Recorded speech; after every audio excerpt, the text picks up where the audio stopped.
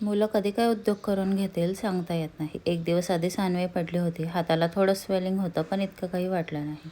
शेकून वगैरे ओके होईल असं वाटलं, पण दुसऱ्या दिवशी बघितलं तर अंगठा पूर्ण काळा निळा झाला होता.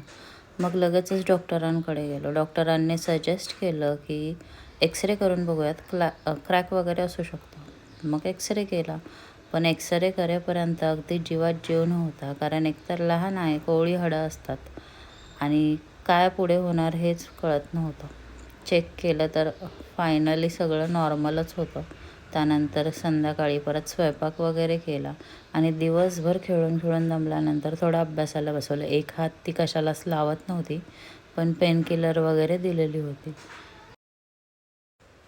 आणि ती दुखतंय असंही म्हणत नव्हती, कारण दुखतंय म्हटलं तर डॉक्टर काहीतरी ट्रीटमेंट करतील. नाही दुखत आहे, नाही दुखत आहे हेच चाललं होतं, पण हात लावला तर ओरडत मात्र होती.